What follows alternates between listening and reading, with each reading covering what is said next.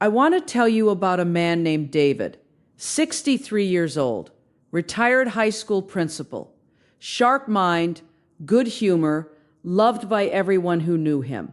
David walked 10,000 steps every single day without fail. Rain or shine, he was out there. His phone tracked every step. He showed me the charts proudly. David did what everyone told him to do. He moved his body. He stayed active. He even lost 15 pounds over 2 years just from walking. His friends called him the healthiest guy they knew. His wife felt safe because he was doing the right thing. Everyone believed it. Then one Tuesday morning, David felt a tightness across his chest while tying his shoes. Not sharp, not dramatic, just a heaviness, like someone had placed a sandbag on his sternum. He sat down, drank some water, and waited for it to pass. It didn't. His wife drove him to the emergency room. 3 hours later, he was on my table. I'm Dr. Maya Okafor. I'm a cardiologist. I've spent over 20 years listening to hearts, reading scans, and sitting across from patients who thought they were doing everything right. David's story is not unusual. I hear versions of it every single month, and it breaks something inside me every time. Because David wasn't wrong to walk. Walking is genuinely good for you. But David made a mistake that millions of people over 60 are making right now. A mistake that no one talks about because it hides behind the appearance of good health. And that mistake nearly killed him. Here is what I need you to understand before we go any further. Exercise is not a complete protection plan for your heart. It is one part of the picture, an important part, yes, but when people treat it as the whole picture, they stop paying attention to the things that are quietly doing damage in the background. David walked 10,000 steps a day, but David also ate dinner at 9:30 every night. Heavy meals, pasta, bread, butter, large portions. He figured the walking canceled it out. He told me that exact sentence in recovery. I walk it off, Doc. That was his logic. And it is the same logic I hear from patients constantly. Let me explain what was actually happening inside David's body. Every night, he ate a large meal late. His digestive system demanded a massive increase in blood flow. His heart pumped harder. His blood pressure rose. Triglycerides, the fats in his blood, spiked sharply within 2 to 4 hours after eating. Then David went to sleep. His body expected the evening to be calm. Instead, his heart was working overtime to process a heavy dinner while also trying to enter its nighttime recovery mode. Those two demands were fighting each other every single night. For years, the walking was real. The damage was also real. And the damage was winning because nobody told David that exercise doesn't erase what you do to your body between 10 at night and 6 in the morning. The nighttime hours are when your heart is most vulnerable. That is when the majority of fatal cardiac events happen in people over 60. But the late meals were only part of it. David had not seen his doctor in 3 years. His blood pressure had been creeping up slowly, not dramatically, just a few points each year. He didn't feel it.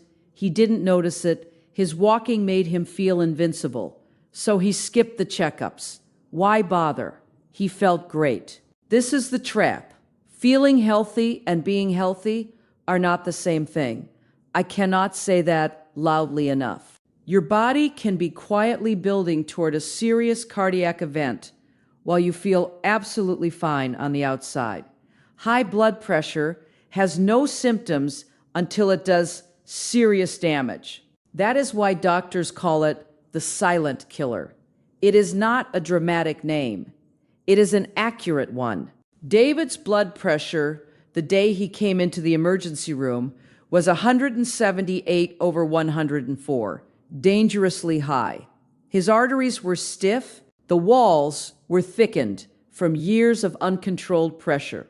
And despite all that walking, two of his coronary arteries were significantly narrowed.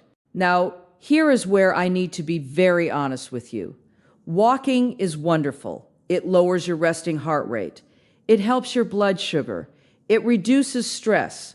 It keeps your legs strong and your balance sharp. After 60, those things matter enormously. I recommend walking to nearly every patient I see. I walk myself, but walking does not lower your cholesterol the way medication does when your numbers are high. Walking does not reverse arterial plaque that has been building for 20 years. Walking does not fix a blood pressure problem that has gone unchecked for 3 years. And walking absolutely does not undo the damage caused by chronic inflammation from a poor diet eaten at the wrong time of day.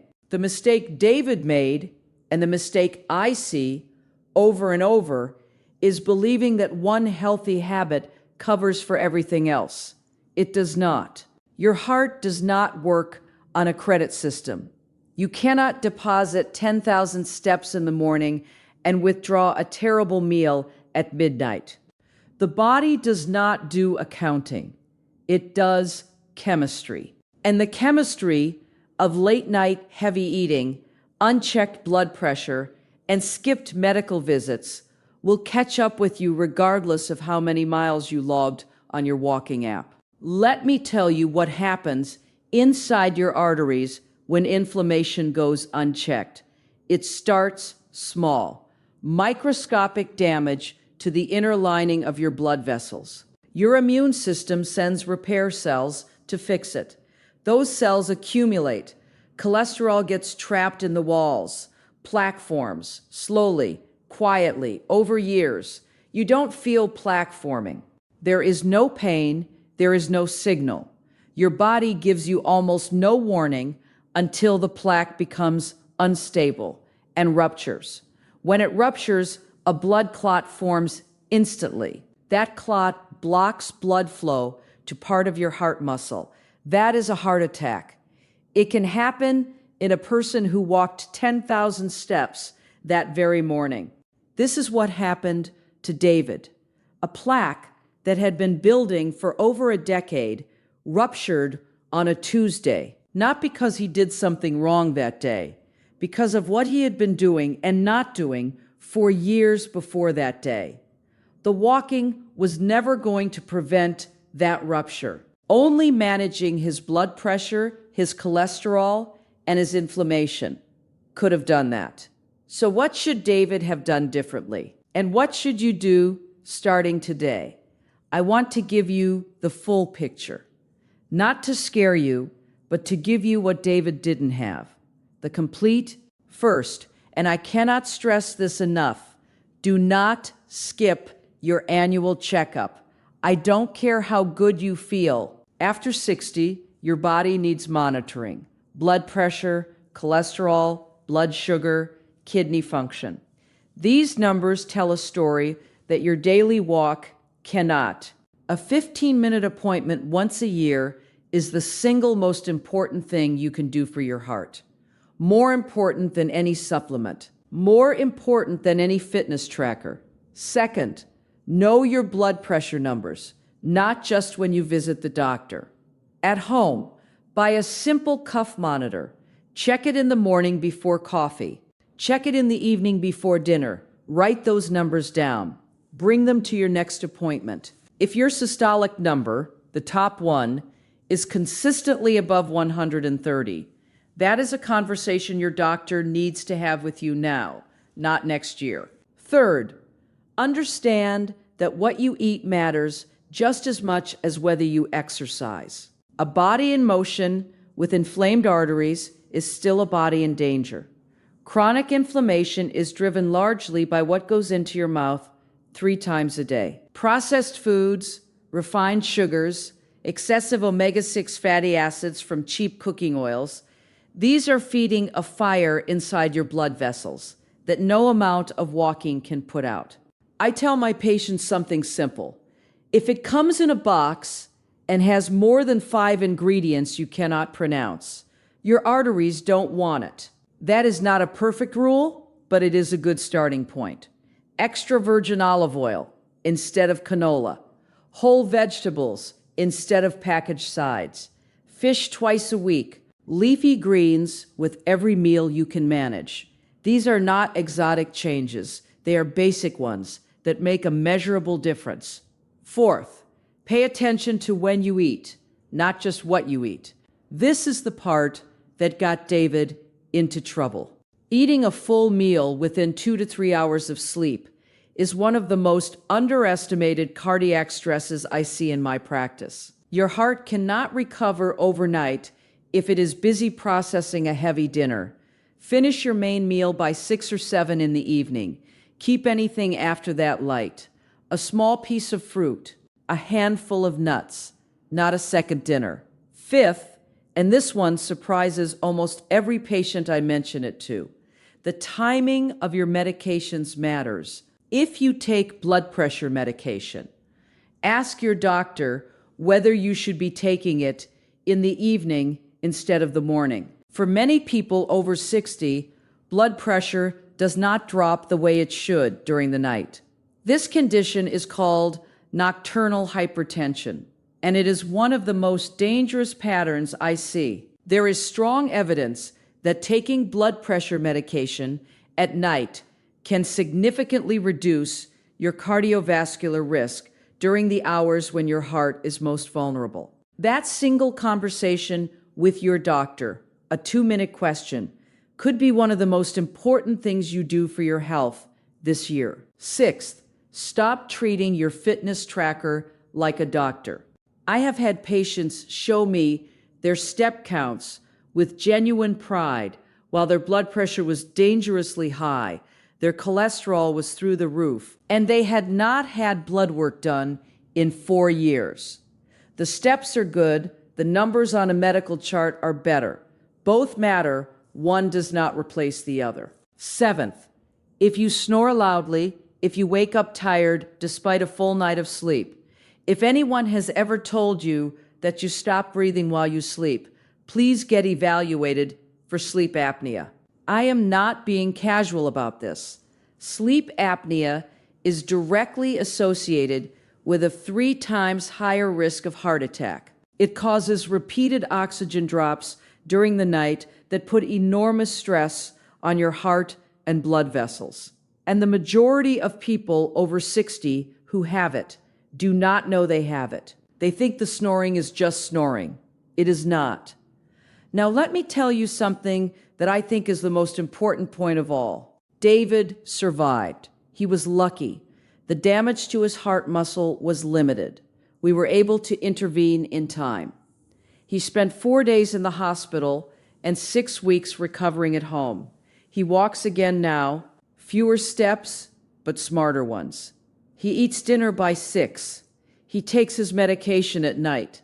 He checks his blood pressure every morning. He sees me twice a year. The last time David sat in my office, he said something I will never forget. He said, "Doc, I was so proud of those steps that I forgot to take care of everything else. I thought the walking was enough. Nobody told me it wasn't." That sentence is why I'm writing this today, because someone needs to tell you. Exercise is wonderful. Movement is medicine, but it is not the only medicine your heart needs after 60. And believing it is can create a false sense of safety that hides real danger until it is too late. I have stood over too many patients who did one thing right and ignored 5 things that mattered just as much. I have had too many conversations with families who said he was so active, how could this happen? It happens because activity alone is not enough. Your heart needs the full picture: blood pressure control, cholesterol management, anti-inflammatory nutrition, proper meal timing, medication compliance, regular checkups, sleep quality, stress management. These are not optional extras. They are the foundation. The walking is the bonus, not the other way around. I want you to do something today, not tomorrow, not after your next appointment. Today, write down the last time you had your blood pressure checked. Write down the last time you had blood work done. Write down what time you ate dinner last night. And write down whether you have ever asked your doctor about the timing of your medications. If any of those answers worry you, good. That worry is a gift. It means you are paying attention. It means you are not David 3 years ago, walking past the doctor's office because you felt fine. You are David now, eyes open, asking the right questions, taking the full picture seriously. Your heart has been beating for you every single second of your life without ever asking for recognition. It kept going while you slept, while you worried, while you celebrated, while you grieved. It never took a day off. It never complained. It just worked, quietly, faithfully, without pause. The least you can do is give it more than just a walk. Give it the attention it deserves. Give it the checkup. Give it the right food at the right time. Give it the medication it needs, taken when it needs it. Give it a real conversation with your doctor, not a 7-minute rushed visit, but an honest one, where you ask hard questions and expect real answers. And if your doctor doesn't have time for those questions, find one who does. Your heart is worth more than a rubber stamp on a referral slip. I want to hear from you. Have you ever believed that exercise alone was keeping you safe? Has a doctor ever told you that your habits outside the gym mattered just as much as the ones inside it? Tell me in the comments. I read every single one. Your story might be the one that helps someone else make a better decision before it is too late. If someone you care about is over 60 and proud of their daily steps, but hasn't seen a doctor in years, share this with them, not to frighten them, to give them what David didn't have. The complete picture before the emergency room gives it to them instead. Everything I have shared today is general medical information based on current research and my clinical experience. Your situation is unique. Before making any changes to your care or your medications, please talk with your own physician who knows your full medical history. That conversation is always worth having. I'm Dr. Maya Okafor. Take care of your heart. It has been taking care of you your entire life. It is time to return the favor